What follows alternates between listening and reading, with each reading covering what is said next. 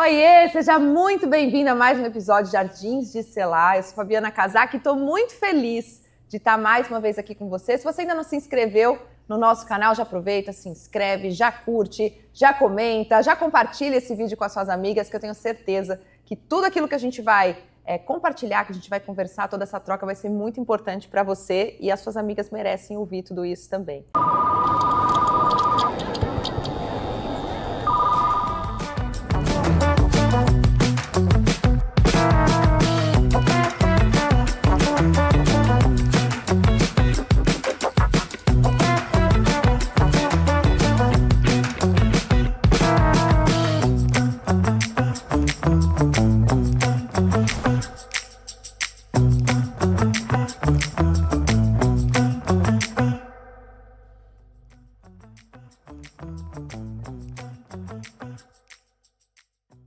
Eu gravo esse podcast aqui de Orlando, nos Estados Unidos, dentro da Royal Business Center, um espaço de amigos amados. Eu tenho a felicidade de ter essa casa aqui transformada nos jardins para que a gente tenha esse tempo de selar, esse tempo de pausa, esse tempo de reflexão, esse tempo de conhecimento, esse tempo de falar de coisas boas, de oportunidades, de aprendizado. E o que eu mais quero é que edifique a sua vida, então fica aqui com a gente que vai ser muito especial. E hoje, gente, eu tô tão feliz porque, assim, sabe aquelas pessoas que você gosta muito, que você admira, que você acompanha e mesmo longe está sempre perto? É tão gostoso quando a gente consegue acompanhar o crescimento e ter amigas de Jesus que a gente torce, que a gente ora, que a gente vê evolução. E essa amiga está aqui nos Estados Unidos e eu falei, não, já que você está aqui, você tem que estar aqui no meu jardim para ajudar outras mulheres a florescerem. Então, quero que vocês recebam com muito carinho minha amiga Laila Coelho. Gente, eu tô muito feliz! Ai, eu tô tão feliz de ter a Laila aqui, de verdade, Laila. Nossa, a gente não se vê há muitos anos. Muitos anos. Deve ter aí pelo menos uns 7 anos que a gente não se vê, pessoalmente. Só acompanha, se acompanha nas redes sociais. Curte, comenta, conversa. A gente nunca parou de se falar, né? Nunca a gente deixou de se falar, de se acompanhar. E a Laila, quando a gente se conheceu, foi primeiramente por trabalho, né? A gente convidou a Laila. Eu lembro que a primeira vez que eu te vi, olha que legal, que você estava falando agora de novidades, que a gente já vai compartilhar. E a primeira vez que eu te vi, você estava apresentando, eu não sei se foi um evento de influenciadoras, e eu fiquei admirada com a sua comunicação. Tava. E eu lembro que eu falei com a Ana, que nos apresentou, eu falei, nossa, como ela fala bem.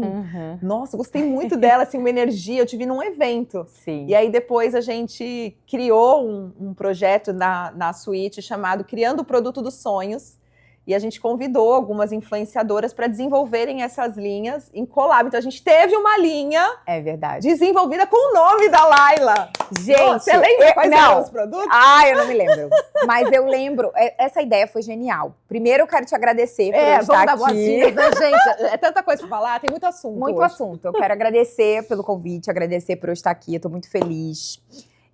Para mim é uma realização da gente estar junta novamente, porque como você disse, tivemos esse projeto que deve ter aí uns 8, 9 anos. Uau. Isso, por aí. E hoje, quando a gente se viu, você viu minha família, meus filhos, e quando a gente se conheceu, meu Deus do céu, gente, isso nem era um projeto ainda. Gente, eu fiquei muito emocionada de ver, porque eu acompanhei, quem acompanha lá, ela sabe do meu processo. Do processo todo dela. E aí, quando eu vi, até me arrepia de lembrar, assim, na hora que eu vi a Laila com o marido, com os filhos lindos, uma família tão linda, tão abençoada, eu me emocionei, de verdade. Eu vi, eu me emocionei porque é verdade, você viu quem eu era, você viu a minha conversão, o meu processo de conversão, quando eu era solteira, depois o meu tempo de espera, tudo isso. O tempo de espera, nossa, veio muito isso, assim. E aí, a hora que eu te vi, eu falei, ai, Deus, obrigada, que demais. Eu tenho uma amiga que ela sempre fala pra mim, né? Cara, todas as vezes que eu te via, desde que ela também me conhece há muito tempo, assim, acho que desde 2020 ali, desde a pandemia. E ela fala, toda vez que eu saía da sua casa, você solteira, sozinha, esperando em Deus, eu pensava, meu Deus, ela tem que arrumar alguém logo. Meu Deus, ela tem que ser a primeira, ela tem que casar logo, meu Deus. Porque eu já não tinha minha mãe, eu já não tinha meu pai, eu já era sozinha, literalmente, né? Sempre tive meus irmãos. Mas é diferente. Então eu não tinha quem recorrer, só Deus mesmo. Eu sou a prova convicta do viver né, para Deus, por Deus e para Deus. Ai, que lindo. E dependente de Deus, porque eu de fato não tinha, tanto emocionalmente, tanto financeiramente, conselhos, tudo isso eu já não tinha mais esse alicerce. Seus pais faleceram, quantos anos você tinha? Minha mãe eu tinha 15. Uau. E meu pai eu tinha 26. Eu lembro, acho que do seu pai a gente se conhecia. Sim, do seu pai a gente já se conhecia. E o da minha mãe, ela teve um câncer que a gente foi vendo ela falecendo, né? Assim. E o do meu pai foi de repente. Então eu vivi ali as duas experiências. Meu pai era super saudável, mas ele caiu. Uau. E aí ele faleceu. Isso tudo eu conto no meu livro. Ah, gente, temos livro aqui. Posso mostrar os dois? Pode, com certeza. Esse livro eu acompanhei também quando você lançou. Sim. O Óbvio Sobre a Família Precisa Ser Dito. Eu vou deixar onde a gente encontra. Amazon, Mercado Livre, vende aqui fora também. Você pode comprar, quem mora aqui. Então eu vou ler. Sim, quero uma dedicatória. Kindle. Eu vou escrever. E vou depois deixar aqui nesse livro para vocês adquirirem o livro. Eu quero que você compartilhe essa sua história, porque eu acho que vai... tenho certeza, né, que já edifica muitas mulheres e eu tenho certeza que vai ser resposta para muitas mulheres que estão nos assistindo. E esse que eu amei, Maternidade, um caminho para as virtudes. Olha que lindo. Eu escrevi com outras mulheres, são todas mães, inclusive uma delas, gente, tem 6 filhos, tá grávida do 7º. Do 7º? Uau, não posso ficar sabendo dessas coisas. É uma aula, né, gente? Não, calma. Não posso se empolga, não. Dessas coisas que eu me empolgo. E aí, nós escrevemos em collab com outras mães. E ele é um estilo de um devocional. Cada mulher escreveu 4 virtudes. E a gente lançou esse livro, foi no ano passado, que nós lançamos esse livro na Bienal. Que lindo, Laila. Muito legal. Uma inspiração, gente. Uma inspiração. E foi acontecendo, né, Fabi? Eu olho pra trás da minha vida, assim... E eu penso assim, meu Deus do céu, como pode eu, de uma família completamente disfuncional, e eu falo muito sobre isso no meu livro, porque eu falo a realidade de, sei lá, acho que 90% do nosso país, do Brasil, no caso, pessoas que vêm de uma família disfuncional. Sim. Não digo nem de pais separados, porque às vezes o casal permanece junto, mas são separados, né? Eles são juntos no físico, mas são separados emocionalmente. E isso, de uma certa forma, acarreta milhares de problemas dentro da família. Ainda que estejam juntos, mas essa disfuncionalidade. Total. Então, muitas pessoas não fazem a questão de resolver o problema. Então, permanecem daquele jeito. Então, uma família disfuncional é algo muito comum no nosso país. E eu falo sobre isso, que não é porque você veio de uma família disfuncional que a que você vai criar vai ser. Uau. Só que quando você se levanta diante de uma hereditariedade que veio disfuncional, você vai apanhar muito. Muito. Porque você está se levantando para fazer o inferno inteiro chorar diante da tua família. Então é lógico que você vai sofrer. Por isso que quando as meninas mandam assim para mim, não aguento mais esperar. E eu falo, e tu vai fazer o quê? Vai voltar pro mundo. Entende? Uau. Tá muito pior do que aqui. Exato. E eu sempre falo sobre isso porque quando você se levanta diante de uma construção de uma família, você se levanta para ir contra o que o inferno não quer. Tá mexendo no maior projeto de Deus. É um vespeiro. E não vai ser fácil, né? Não vai ser fácil. Então, desde a espera não vai ser fácil. Uau. Então, eu sempre falo, não adianta você achar que você não vai esperar. A espera é difícil justamente porque o inferno quer que você desista da tua família. E volte para a perdição. E aí eu sempre falo, se você quiser ter uma vida medíocre, fica onde você estava. Uma vida mediana, uma vida morna, que é o que Jesus repudia. A mornidão, né? Exato. Eu prefiro que você seja quente ou frio. Exato. E isso pra mim nunca foi uma opção. E eu vinha de uma família completamente disfuncional e órfã de pai e de mãe. Por isso que essa minha amiga sempre falava, meu Deus, eu ia pra sua casa e eu te vi, eu falava, Deus, faz alguma coisa por ela logo. E ela, eu lembrei dela porque ela sempre se emociona. Quando ela vai na minha casa, quando ela vê a minha família, quando ela vê os meus filhos. Quem acompanhou a sua história, a gente vê, é lindo, você é um testemunho ambulante, né? Então assim, onde você anda com a sua família, é o seu testemunho chegando. Então você fala assim, gente, que linda obra de Deus na vida da Laila. E esse projeto de espera levou quanto tempo, Laila? Você se converteu quando? Eu me converti em 2018. 2018. que assim, eu já tinha conhecido Jesus, mas eu perdi meu pai, isso mexeu muito comigo, porque eu tinha ido na igreja, tinha meio que aceitado Jesus, aí eu falei um pouco na internet que eu tinha aceitado Jesus, e eu fui super bombardeada na época, porque eu continuei fazendo os meus trabalhos como influenciadora, e aí as pessoas, os próprios cristãos, ai, que absurdo! Que você agora vai na igreja e tá fazendo não sei o quê, num evento tal. As pessoas não entendem que tem um processo, não, né, gente? Exato, não entende. Eu acredito, Fá, que tem gente que realmente se converte e vira e tipo assim, acabou. Eu não quero mais. Isso aconteceu comigo depois. Mas como eu dependia de cada centavo que eu ganhava, eu não podia negar um publi. Eu dependia daquilo, 100%. Então eu não tinha essa opção de, eu vou fazer... não vou fazer tal coisa. Então, eu precisei passar por um processo de transição. E aí, em 2018, eu me converti. Aí que eu falo que eu me converti. Então, primeiro eu aceitei Jesus e depois eu me converti.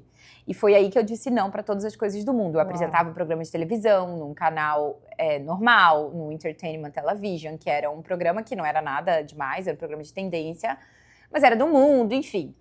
E aí, eu cancelei, tipo, tudo que eu tinha, assim, de contratos com empresas, que tudo que envolvia eventos, coisas que eram contra aquilo que eu tava me aprofundando, né? E contra não, mas tudo aquilo que eu acho que não condizia mais com os valores, com os valores que eu tava construindo ali em mim.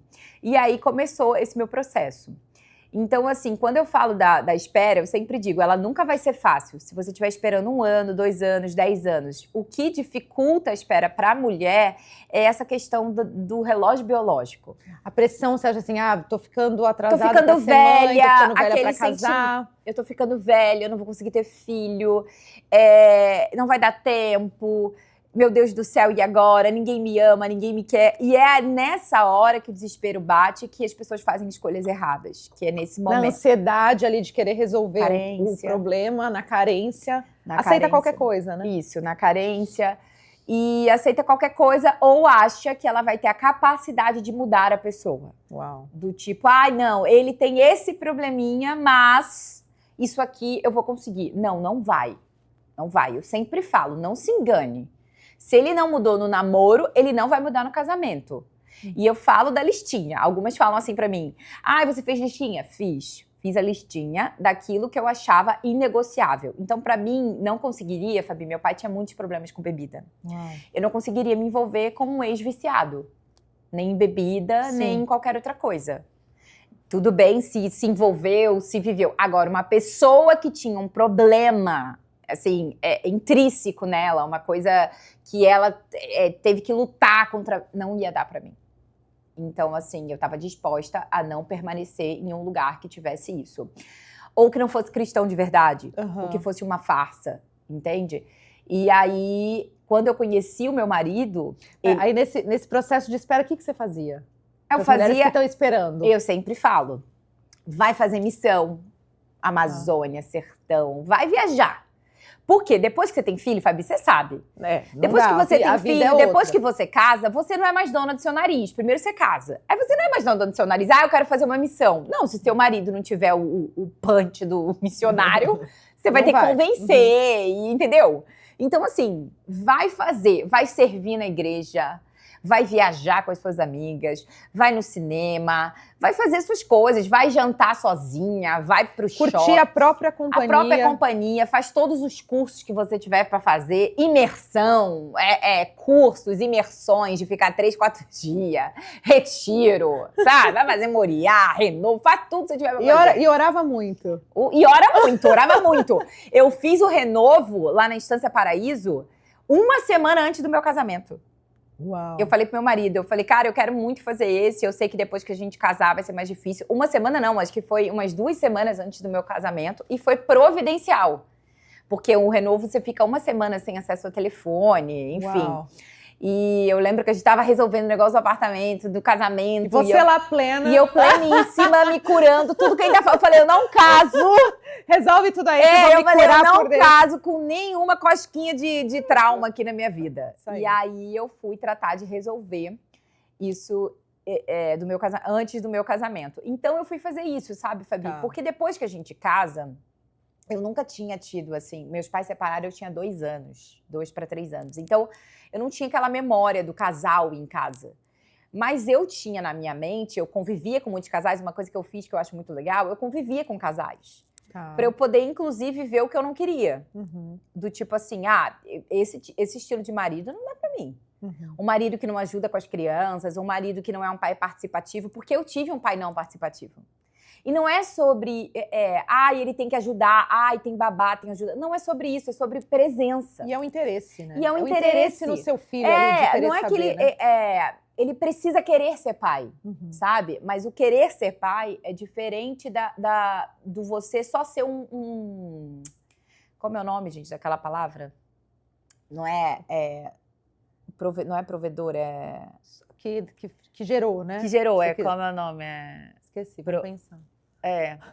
Enfim, Isso. Que gerou, que concebeu, gerou, ali que a concebeu, vida e aí, só. Então tá bom. Agora eu vou pagar a pessoa para ajudar, porque eu sou o provedor e é isso. Não, porque eu vejo na criação dos meus filhos o quanto a presença do meu marido é importante, assim, para tudo. Desde cair, quando a criança cai, a mãe tem uma reação, o pai tem outra.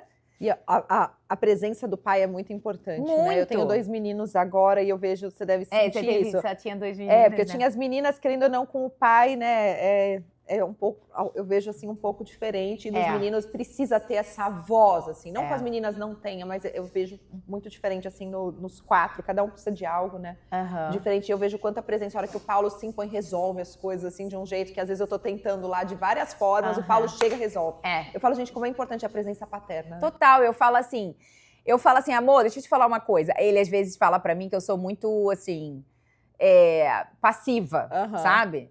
E aí eu falo pra ele, quem tem que ser? Eu sempre vou ser mais passiva que você. Maternal. Isso aí você pode ter certeza. Querer que eu seja não vou. E eu preciso ter quem recorrer. Tipo assim, nada deu certo. Chama o pai. Eu vou falar com o seu pai. Eu falei, você precisa ser esse pai. Eu falo isso pra ele, sabe? E ele na minha casa era assim, funcionou. E funcionou, entendeu? E ele faz esse papel muito bem. Eu não tô falando só nós temos ajuda no Brasil e tudo, mas eu não tô falando só sobre, tem que dar banho. Não é só sobre isso. Mas isso também é importante. Mas o recurso de você ter o pai participando de tudo... Sim. Isso é muito bom, não para aliviar a mulher, mas para você ter filhos bem criados. Então imagina a afronta famílias, né? Que é o que você fala aqui, né? No livro. Isso é um óbvio que precisa ser dito sobre a família e para você ter famílias funcionais, né? E que você está curando uma geração, né? Que o papai tem o papel do papai e a mamãe tem o papel da mamãe, sabe? Isso é uma coisa que eu falo, o papel do marido e o papel da esposa. E como eu não tive essa estrutura na minha casa, eu precisei estudar sobre isso. Né? Então, eu estudei muito. Todo o meu livro é pautado na Bíblia. Então, tudo que tem lá sobre o papel do homem, o papel da mulher, tudo é pautado na palavra de Deus. Então, assim, como eu não tinha essa referência, eu precisei pesquisar muito sobre isso para entender, de fato, como que eu faria isso também como mãe. Como que eu seria... A minha mãe foi uma referência muito boa de mãe, mas a minha mãe foi o exemplo convicto de que não dá para você administrar todas as funções. E eu vejo muitas mulheres hoje tentando fazer o que minha mãe fez. E não dá. Minha mãe sucumbiu dentro de todas as funções que ela tinha. Porque ela era provedora, ela era mãe, ela era amiga, ela era a dona de casa, ela era empresária, advogada. Ela fazia tudo. E eu não imaginava o quanto era cansativo. Hoje, eu sendo mãe, eu falo, é por isso que minha mãe não aguentou. Porque o meu pai não fez o papel do pai. Sozinha ali. Você tem 2 irmãos, né? 2 irmãos. E 3. 2 irmãs que são filhas, mas elas são filhas do primeiro casamento do meu pai. Então, que ficamos todos os dias ali, fui eu e meus 2 irmãos. E ela fez esse papel da mãe muito bem. Mas você sabe que quando eu fiz o Renovo, esses processos todos de imersões, eu achava que o meu problema era com meu pai. Que eu tinha que perdoar meu pai. Porque ele traiu minha mãe, saiu de casa e tudo. Mas você sabia que o meu grande problema era com a minha mãe? Porque ela não se cuidou. Porque ela não cuidou das emoções dela, ela não conseguiu perdoar o meu pai, ela não soube lidar com aquilo, ela quis fazer tudo. E eu sei que foi na melhor das intenções, mas eu tive que perdoar ela por ter morrido cedo. Eu imagino. Eu imagino. Porque ela morreu na pior fase da minha vida. Eu era uma adolescente. Adolescente. Foi um momento que então eu sofri muito na minha vida porque eu não tinha ela. Uau. Uau. Então, e é uma ali- fase muito delicada, sendo Então eu mulher. sofri muito, muito, assim, não só a falta dela, mas sofri coisas do mundo por não ter ela para me proteger. Uau. E meu pai, um homem com um perfil completamente diferente, galanteador, um homem que não sabia ser pai, ele deu o melhor que ele tinha, o que ele tinha era muito pouco Uau. para ser pai, não sabia ser pai, ele não sabia. Meu pai já estava no segundo casamento. E imagina, separou da minha mãe, eu tinha 2 anos de idade, meu irmão 4, meu outro irmão 7. Gente, muito novos. É uma fase muito delicada. Muito assim, delicada. E eu falo muito sobre isso, porque as pessoas falam pra mim, a pergunta sempre é, Fabi, como que você dá conta? Eu falo, gente, que história é essa de achar que eu dou conta de tudo? Eu não dou conta de tudo. Eu sempre falo que eu não acredito em equilíbrio. Às vezes as pessoas falam, você tem que equilibrar todos os pratinhos. Eu falo, não tem que nada. Primeiro que você não tem que nada. Já começa por aí, eu sou falo assim, dessas. segundo, que assim, você tem que entender quais são as suas prioridades. E sabe o que é muito doido?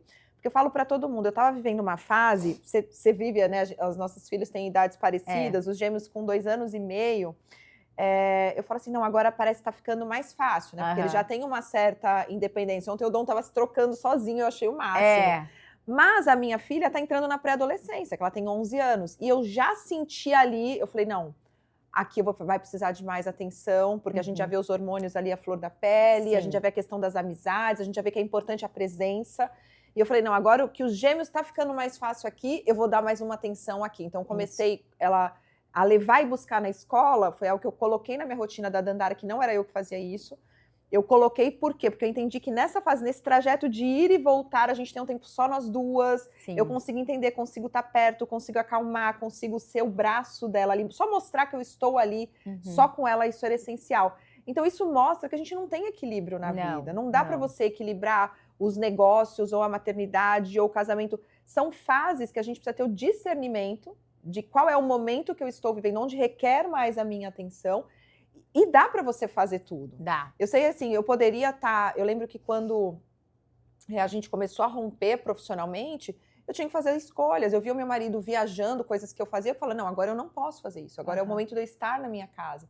Já teve momentos que muitas vezes eu tive que fazer escolhas de não estar com as minhas filhas, porque era o momento de um rompimento, de um novo nascimento. Eu lembro que quando eu engravidei dos gêmeos, eu achei que Deus ia fazer eu parar tudo, porque eu via muitas mulheres voltando para casa. Eu falei, não, esse é o meu momento, Deus. Tô louca. É o meu movimento. Tô louca, vou virar dona de casa, né? Esse é o meu momento de cuidar da família. E Deus me levou para fora. Eu lembro que eu grávida de 7 meses, fui para Califórnia, rodei os Estados Unidos contando o meu testemunho.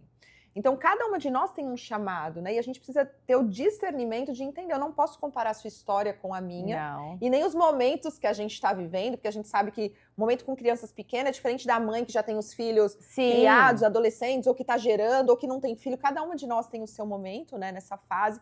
Então, saber discernir e tirar esse mito de você não tem que dar conta de tudo. Não tem que dar conta de tudo. Você não tem que equilibrar todos os pratos. Você tem que analisar as prioridades e fazer a escolha com antecipação. É igual a listinha do relacionamento. Qual que é a você listinha? tem que eu falei, que você tem os inegociáveis. Sim. Para mim, o meu ponto inegociável é minha família, é meu marido e os meus filhos. Quando nós casamos, nós não temos rede de apoio, né, nem do meu lado, nem do lado do meu marido. A rede de apoio é a gente ou pessoas que nos ajudam, né? E então, assim, eu entendi de Deus que o Senhor não gostaria de nenhuma interferência sobre a nossa vida, da criação dos nossos filhos, que nós iríamos criar do nosso jeito, da nossa maneira e da nossa forma. Só que é muito desafiador, porque isso exige uma atenção total da gente sobre os nossos filhos, né? E aí muita gente nos julgam, porque nós decidimos fazer dessa maneira. E muitas pessoas até comentam que acham que eu sou muito neura, como que você é neura com seus filhos, que não... Não, eu não sou neura, eu sou mãe presente. E meu marido é um pai presente. E eu acredito que presença seja isso. Total. Porque não é só sobre o teu filho cair e não se machucar. É sobre com quem ele está andando, né? Com quem, desde os amiguinhos, eles são muito novinhos, mas eu quero que eles tenham interferência. Às vezes meu filho tá brincando de carrinho cantando louvor. E glória a Deus por isso. Eu não quero que ele tenha outro tipo de referência. Eu não crio os meus filhos para o mundo. Eu crio os meus filhos para o Senhor. Isso. Então, assim, eu não quero. Então, eu quero saber quem te ensinou essa música. que palavra é essa que você tá falando? Quem falou isso pra você? Entende? Ele é pequenininho, mas meu filho ele é muito pra frente. Então, do nada, ele tá falando uma coisa... Você tá formando a base Lógico. dele, né? Então, assim, quem que falou isso pra você? E ele conta tudo, entendeu? Que bonitinho. Ele conta tudo. Ele, às vezes, mordem ele na escola, ele fala, foi assim, foi assado, não sei o quê, nananã, sabe? Ele conta. Ai, que delícia. É uma fase, né? E vocês se conhecem, você e seu marido se conheceram como? A gente se conheceu na rede social. Mentira! Sim, uma amiga que nem... É assim, na verdade, ela é muito amiga de uma amiga. E eu nunca nem tinha falado sobre isso com ela. Que mas todo maravilhoso. mundo sabia da minha espera, porque eu falava sobre isso na rede social. Eu tava... Aí de 2018 você conheceu ele em? 2021 eu conheci. Uau! Aí eu tive um relacionamento nesse meio tempo que não estava alinhado com o que eu gostaria, com o que Deus tinha pra mim. E terminei por isso. Falei, ó, pra mim, não tá seguindo a Cristo, pra mim, não dá. Então, assim, e foi muito, muito doido, assim, porque o Felipe, ele veio como, assim, cara, é ele, sabe? Eu tinha muita certeza no meu coração. Só que quando eu conheci o Felipe, ele é 6 anos mais novo do que eu. 6 anos mais novo. E muita gente fala que nem parece. E eu acredito, muita gente fala. Só que imagina, quando eu conheci ele, Fabi, ele tinha 25 anos. E eu 31. Eu pensava, gente, não dá. E aí eu lembro que essa minha amiga me mandou o meu perfil para ele. Um influenciador muito grande compartilhou o perfil dele falando que ele era um ótimo partido, que ele era cristão, que ele era isso. Minha amiga viu e mandou o meu perfil para ele. Olha, o perfil de uma amiga minha, eu acho que você vai gostar. Só que ela não sabia quem ele era, ela não sabia quantos anos ele tinha, não sabia nada. E mandou. E aí eles começaram a conversar. Ah, você é da onde? Ah, quantos anos você tem? Aí ela foi pesquisar a altura dele. Porque ela viu a foto dele com outro influenciador, entrou na internet pra ver a altura, porque eu sou alta, né? Pra ver a altura dele. Daí ela me mandava assim, deu match aqui. Ele tem tanto de altura, tá bom pra você? Ele não sei o que, né? Eu falei, você é louca. Eu falava assim pra ela, você é maluca. A gente nem sabe quem é esse cara. Você é doida. Eu não conheço e tal. Ela, não, já tô conversando com ele e tal. Aí depois ela veio e falou assim, ele não é de São Paulo. Ele é de Curitiba. Daí eu falei, tá vendo? Não dá, não tem nada a ver e tal. Não. E deixei.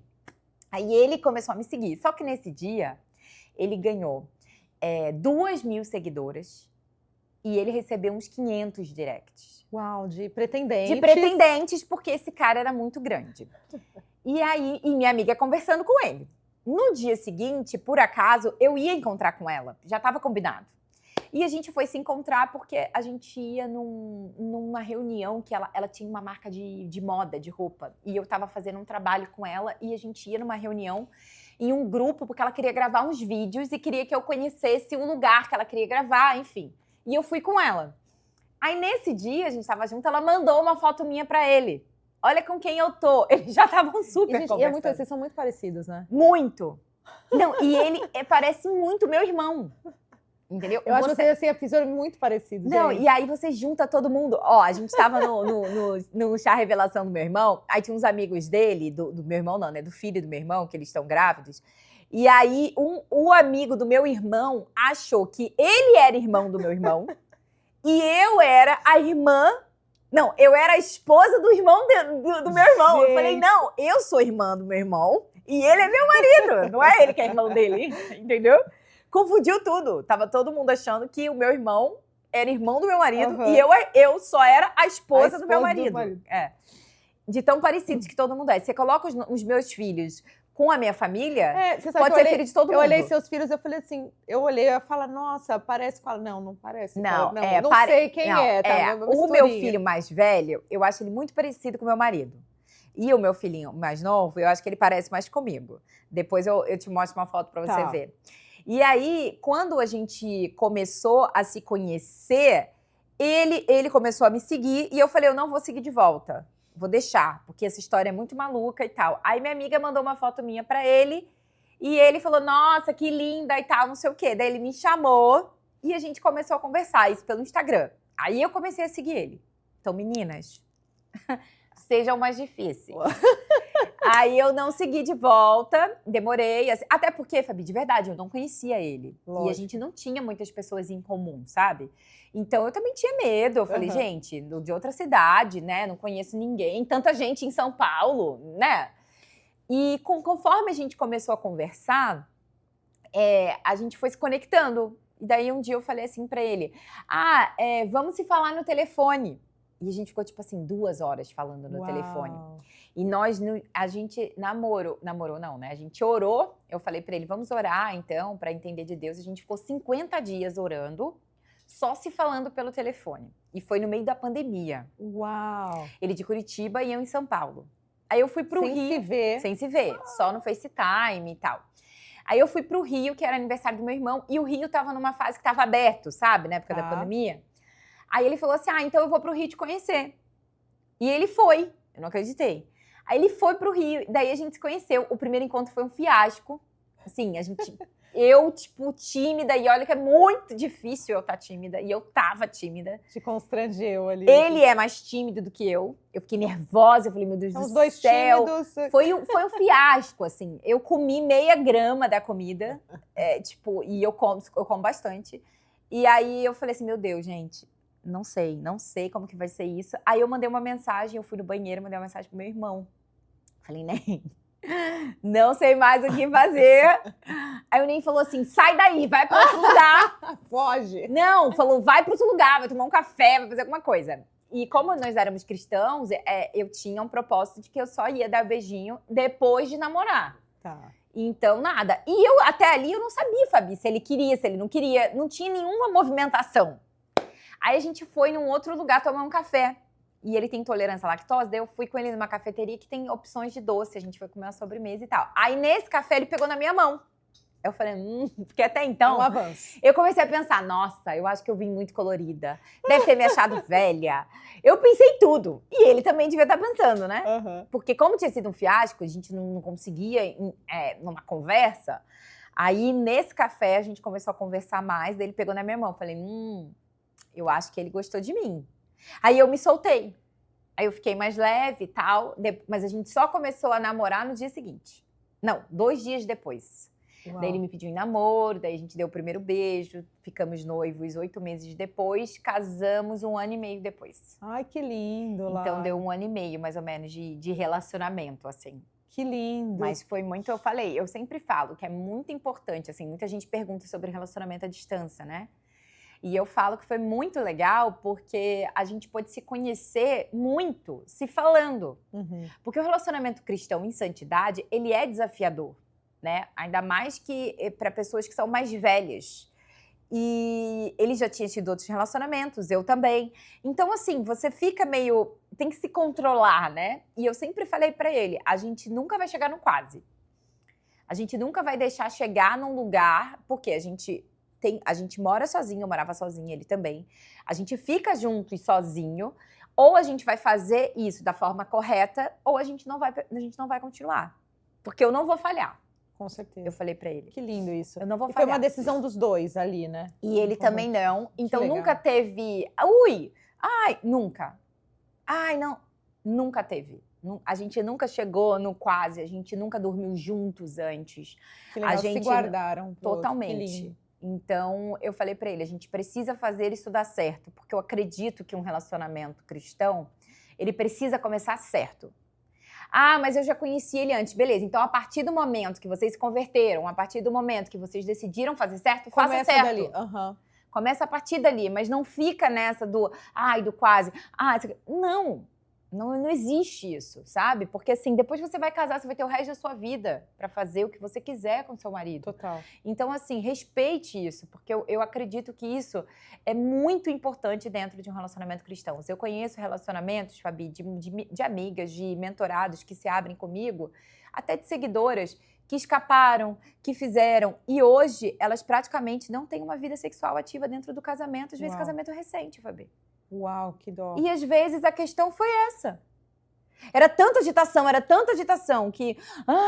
e aí agora esfriou. Uau. Aí eu falo, vocês precisam pedir perdão, vocês precisam retroceder. Voltar, né, no princípio, pedir perdão para Deus, entender que vocês não fizeram aquilo que vocês tinham se determinado a fazer, porque um relacionamento cristão, de verdade, em santidade, ele passa por isso, sabe, Fabi? E não é fácil. Não é fácil. Nunca vai ser fácil. Você sabe que a gente tendo esse olhar hoje, né? Eu tenho 4 filhos e eu vejo muito isso, eu estudo muito sobre isso, né? Do como você... Eu acredito que você tá... Por isso que a posição dos pais ali de cuidar, de guardar, de falar sobre, né? Talvez você não teve essa oportunidade, mas hoje você consegue passar isso para os seus filhos, o quanto é importante para a gente ter uma família funcional depois. Hoje tem muita gente que se perde no mundo e aí por conta dessas dores, do que vivenciou lá fora, não consegue ter um casamento saudável por comparação, né? Ou pelas dores, não consegue se abrir com um parceiro, porque ainda está muito machucado. Então esse ato de santidade mesmo, de se guardar para esse momento é muito especial, né? Então eu vejo que as pessoas hoje... você pode tudo, você é dono da sua vida, só uma vez não tem problema. Quem se perde nesses discursos tão vazios deixa de viver o maravilhoso dentro de uma relação, né? Então, a gente tem que falar mais sobre isso. Quando você fala da sua espera, fala, cara, não foi um momento fácil. Não. Né? Você fala, cara, você se converteu, e aí você esperou, e aí quando encontrou, né, a fase de encontrar, espera mais um pouco, vamos fazer do jeito certo. Então, assim, você vê que essa sua entrega valeu a pena. Valeu. Né? Então isso serve de inspiração, não sei, as pessoas que estão nos assistindo, a gente, cara, eu tô nesse momento, né? Isso. Escolha se guardar, escolha ter o seu momento com o Senhor, realmente, até que Ele vai te apresentar, não desista, né? Casei com 33 anos, tive meu primeiro filho com 34, depois o meu segundo filho com 35. Uau. E a gente quer ter mais um filho, então Eba! assim, eu sempre falo... 4 é um número bom. 4, não, você tá pensando em 3. Eu também pensava em 3. Vai que, né? Ai, meu Deus, imagina, vem gêmeos, gente. Né? A gente imagina, gente, derrama da Assunção. Ai, meu Deus do céu. Sempre cabe mais um, né? Sempre. Eu falo muito sobre isso, né? Que os filhos, eles são herança do Senhor. Então, eu não tenho essa resistência com o filho.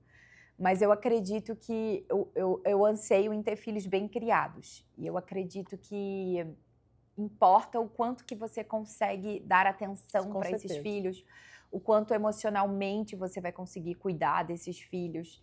Então, eu penso, eu e Fê, a gente acha que 3 é um bom número para a gente conseguir se organizar. E você falou sobre essa coisa dos pratinhos, né? Eu vejo muitas mulheres sofrerem com isso, de querer dar conta de tudo e querer organizar tudo. E eu acredito que a melhor estratégia para isso é você ir vendo as prioridades do momento que você está vivendo. Então, hoje eu tenho um filho que meus filhos são muito pequenos. Então, eles precisam de mim em casa. Eles precisam da minha presença. Eu e meu marido que buscamos e levamos na escola. Eu tô sempre em casa. Eu tô sempre presente. A gente viaja, geralmente, só a gente com as crianças. Que legal. Finais de semana é só a gente com as crianças. Porque eles precisam entender que nós somos os pais deles, sabe? Eu tenho uma conhecida minha, uma amiga que ela comentou que foi num aniversário, isso lá no Brasil, né? E a menininha de, acho que 8 anos, ela deu o primeiro pedaço pra babá dela. Uau. E aí a mãe ficou muito constrangida e falou, pelo menos eu escolhi certinho, né? Eu não vejo, assim, nenhum problema você ter ajuda, tudo isso, mas eu acho que deve ser muito constrangedor, né? A gente viu ali que ela ficou muito constrangida. Uau. Porque ela esperava que fosse pra ela como mãe. Mas são as escolhas que ela fez na vida dela e a gente não tá aqui pra julgar a maternidade nem a paternidade de ninguém. Mas é entender que qual lado que você escolhe. Porque a tua presença vai dizer uma coisa, mas a tua ausência também vai dizer uma coisa. Então, assim, eu não anseio perder as rédeas da vida dos meus filhos. Não é o meu desejo. Então, assim, eu sei o que é perder a mãe muito cedo. E eu não tô dizendo só da morte. Eu tô dizendo de perder. De, tipo, ter uma mãe ausente, um pai ausente. Eu não tenho meu pai presente na nossa vida desde os meus 2 anos de idade, então eu sei o que é não ter um pai presente. E a falta que isso faz na tua identidade, na tua construção, nas crenças, tudo isso. Então, com o fato da minha mãe ter falecido, meu pai ficou mais presente. E do jeito dele, ele deu tudo que ele tinha. Mas a presença feminina não tinha, né? Então, meu pai não casou de novo. E isso me faltou muito.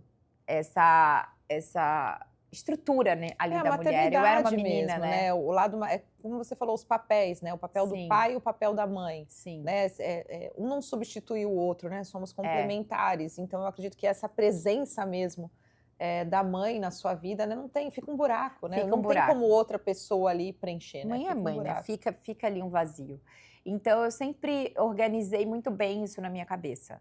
De cuidar deles o máximo que eu puder. E aí eu vou administrando o meu trabalho, o meu propósito, porque eu também tenho um propósito. Total. E aí, assim, as pessoas falam, às vezes é você organizar o seu dia. O tempo que as crianças às vezes, estão na escola, você consegue produzir. E quando eles estão em casa, você consegue dar. Acho que a gente tem que colocar limites. Eu já fui a mulher workaholic, que estava lá, eu falo que eu não via a Dandara andar pela primeira vez, minha filha de 11 anos, eu não via ela falar pela primeira vez, a babá que me contava o que ela tinha feito. E eu disse que eu ia fazer diferente com os próximos filhos, né? E hoje, graças a Deus, eu trabalho de casa, na maior parte do tempo a gente tá sempre juntos.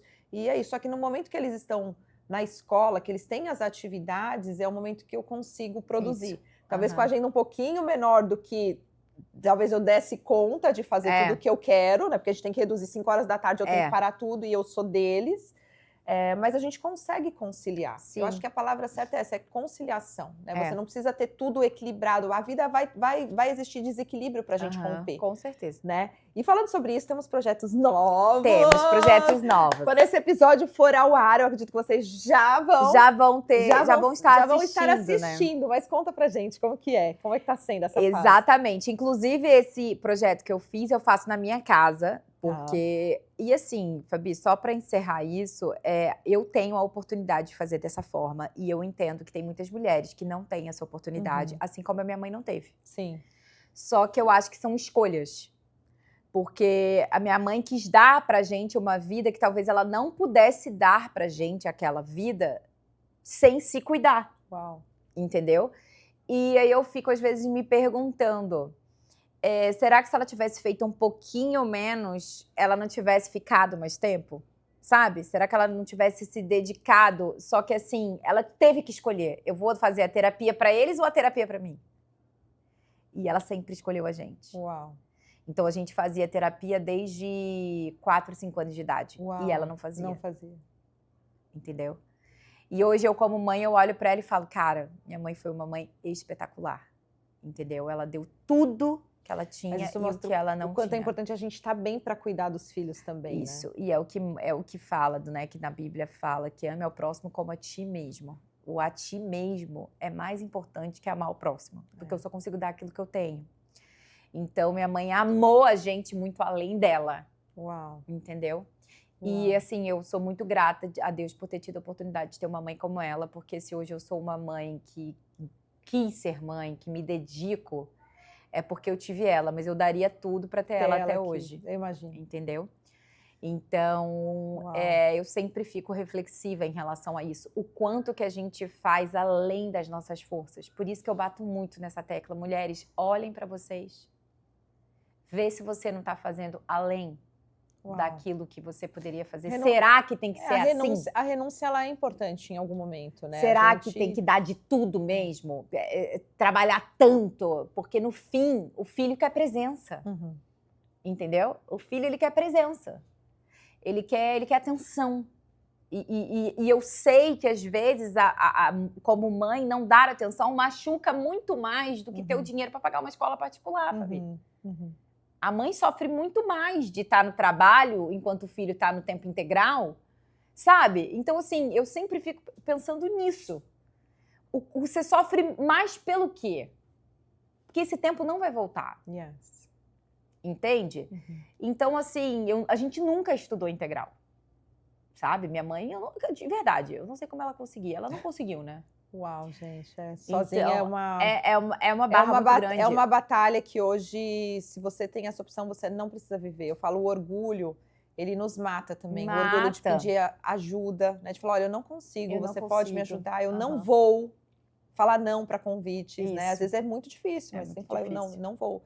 lembro que eu tive propostas maravilhosas de viajar, de ir para o Brasil, de estar em ambientes que talvez me impulsionassem, que na carne seria muito relevante, mas eu falei assim, não é o momento. Né?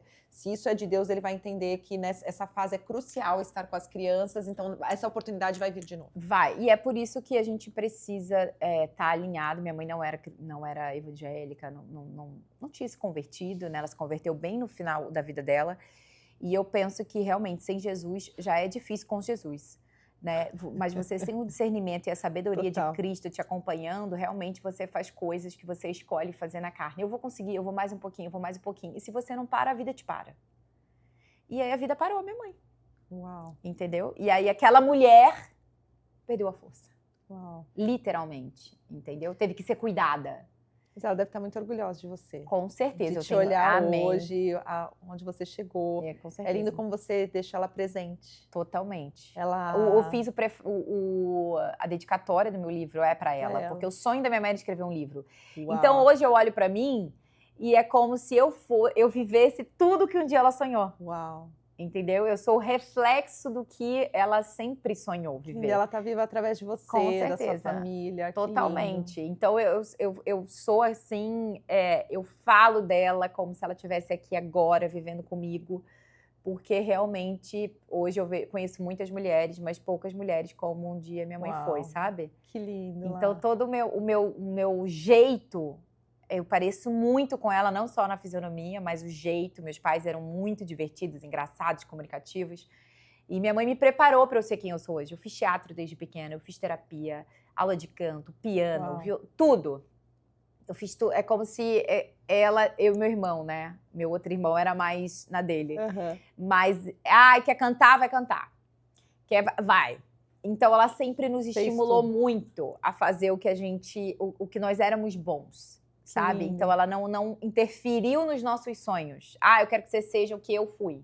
Sabe? Foi sempre assim, vai ser aquilo que Deus te fez para ser, sabe? Que lindo, que lindo. E sobre esse projeto que a gente estava falando, é o Antes do Palco, que é o meu Talkcast, nós chamamos de Talkcast. E esse projeto é um projeto que nasceu primeiro no coração de Deus. Eu já tenho ele no meu coração há mais ou menos uns 3 anos. Uau. E é um projeto que, você sabe, eu já apresentei programa de televisão, sempre gostei disso, dessa parte da comunicação, sou formada em jornalismo. E para mim estava muito adormecido esse sonho, porque quando me casei, engravidei com 20 dias de casamento, foi bem rápido. E aí eu conversei com meu marido e nós optamos por eu parar de trabalhar inicialmente para poder ficar com o nosso filho. Então eu fiquei nesse primeiro ano dele sem ajuda, eu tinha só ajuda 2 vezes na semana em casa e ficava com ele. E eu fui entendendo que esse era o momento, era aquilo que eu precisava viver naquele tempo. Nós nos mudamos para São Paulo, engravidei no meu segundo filho, também rápido. Meu filho ia fazer 1 ano, daí eu já engravidei do meu segundo filho. E continuei ali naquele projeto e mais uma vez aquele sonho no meu coração. Falei, não vai ser agora. Engravidei do meu segundo filho. E comecei a fazer uma coisinha aqui, outra ali, mas eu nunca parei de fazer conteúdo na internet. Mas nunca tinha feito mais um projeto, um evento, ou coisa que eu fazia muito. Ou um lançamento de curso online, uma mentoria. Aí eu voltei a atender individual e esse sonho no meu coração. E aí eu falei pro meu marido, chegou o tempo. Nós nos mudamos, eu falei, eu quero fazer em casa, porque eu quero que as pessoas se sintam em casa, literalmente.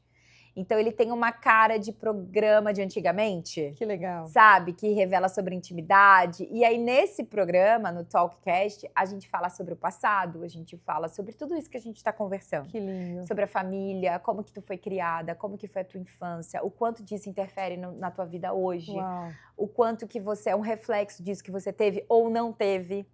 Então hoje, a minha vida ela foi construída em cima de coisas que eu tive e de que eu não tive. Daquilo que eu curei e daquilo que eu acredito ser uma verdade para mim.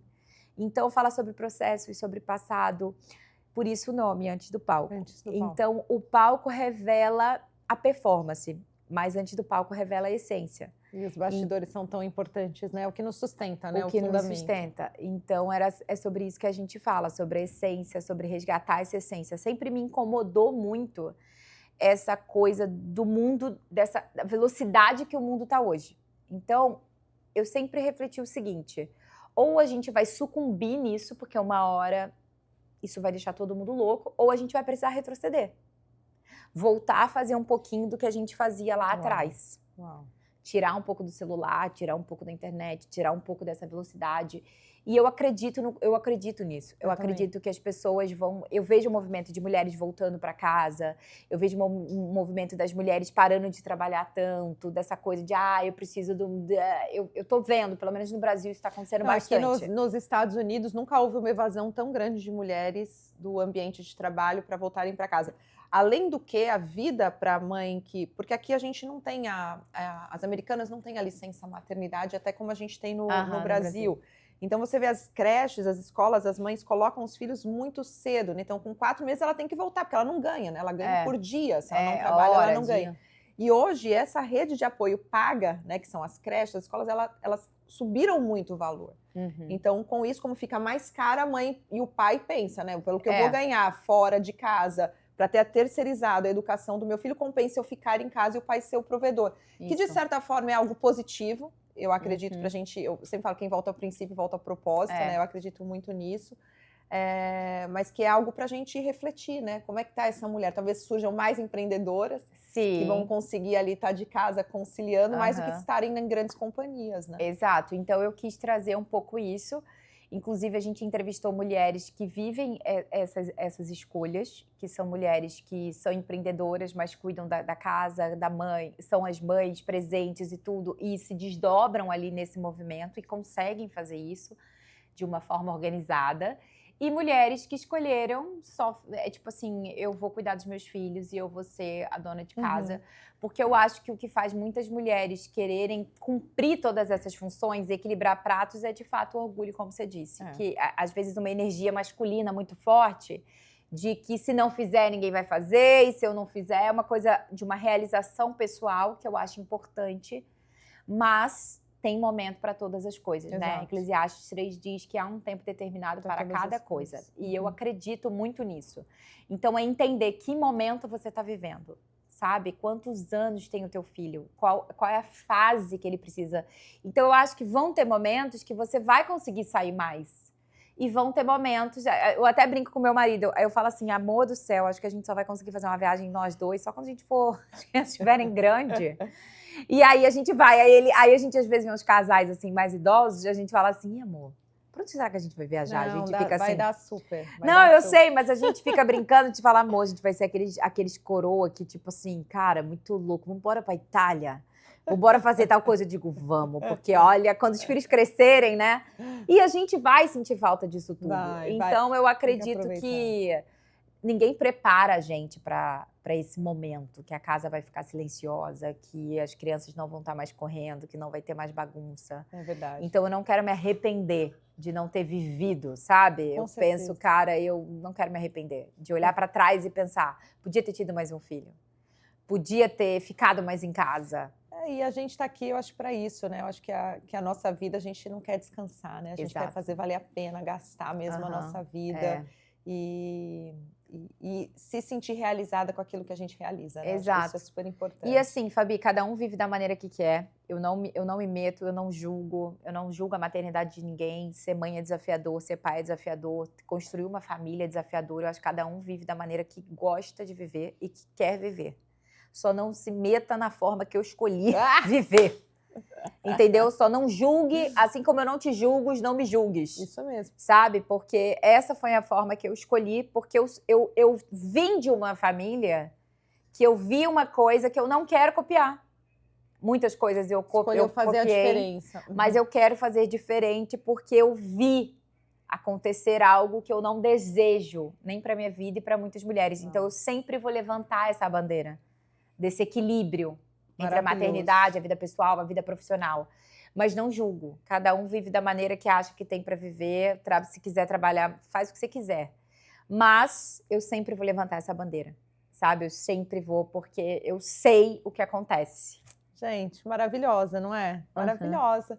Como é que as pessoas te encontram na rede social? @Laila Coelho é o meu perfil no Instagram. @Laila Coelho com 2 Os no final. No meu canal do YouTube, Antes do Palco, ou Laila Coelho Sem Conta, para você poder assistir todos os episódios. Nós entrevistamos mulheres incríveis, Vera Viel, Nayara Bezerra, Letícia de Paula, Carol Lima, mulheres que são assim maravilhosas, que cada uma no seu lugar tem muito a contribuir. E eu tenho certeza que cada episódio vai edificar a vida de vocês. Ai, que lindo, amei. Eu também amei. Te ter aqui. Muito rápido. Toda vez que você estiver aqui nos Estados Unidos, quero te receber, pra gente poder gravar, pra gente poder estar junto, reunir as famílias, reunir as crianças. Botar todo mundo junto. Fazer bagunça, falar de Jesus. Com certeza. Né? Conte comigo. Lindo. Amei. Obrigada por você ter ficado aqui com a gente. Deixa aqui nos comentários o que mais foi tocante assim para você, o que a Laila falou que tocou no seu coração, se você está vivendo esse momento de espera, se você tem esses desafios com a sua família, a gente quer te ouvir também. Tenho certeza que vai ser um tempo incrível. Um beijo e te vejo no próximo episódio.